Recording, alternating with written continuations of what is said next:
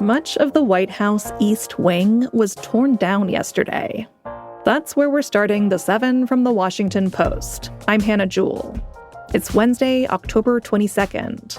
Let's get you caught up with today's 7 stories.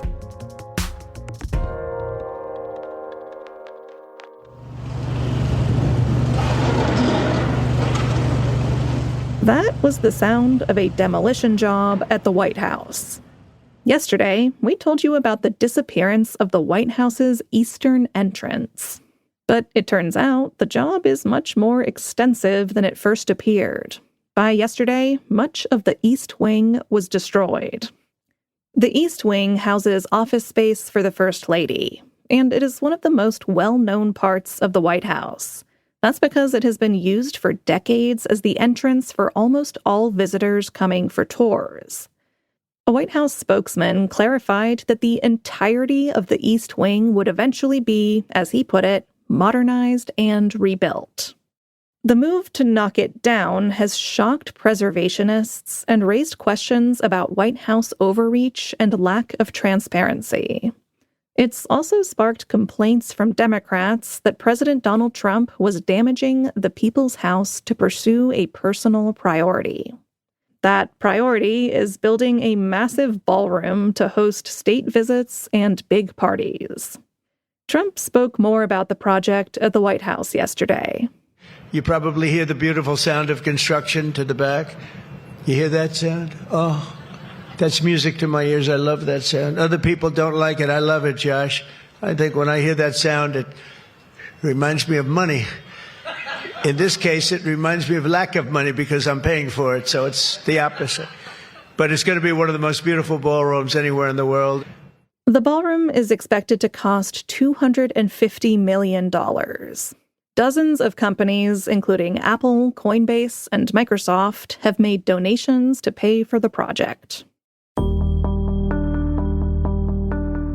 Number 2. President Trump said he will not meet Russian President Vladimir Putin in the near future. Last week, Trump said he planned to meet Putin in Hungary soon. But a phone call with the Russian leader last Thursday and a meeting with Ukrainian President Volodymyr Zelensky on Friday made it clear that the warring countries were unlikely to find common ground. Russia's top diplomat also suggested there were big differences between Moscow and Washington's approach to ending the war in Ukraine, which has been going on for more than 3 years. The postponement could delay the president's efforts to broker a peace deal between Russia and Ukraine. Trump said he didn't want to have a, quote, wasted meeting.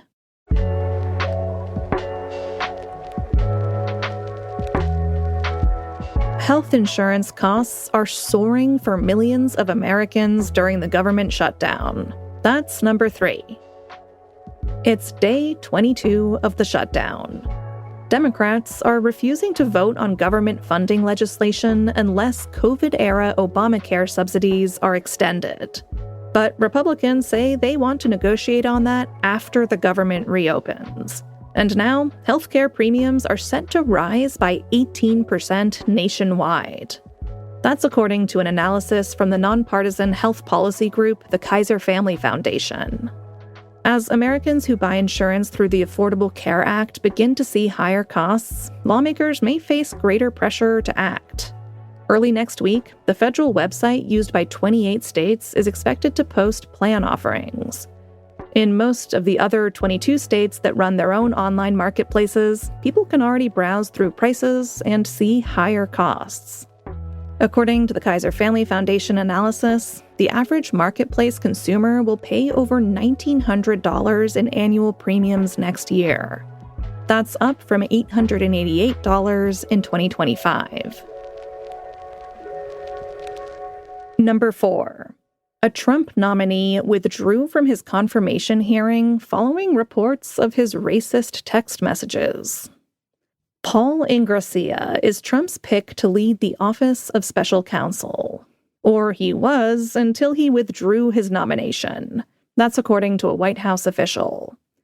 The move followed reports that the 30-year-old texted other Republicans racist slurs and said he had a, quote, Nazi streak. At least 5 Senate Republicans said they opposed his nomination.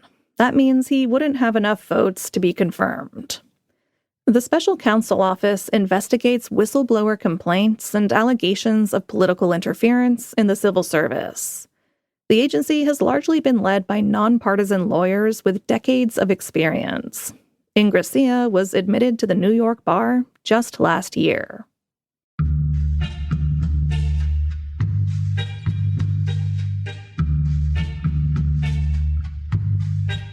Number 5.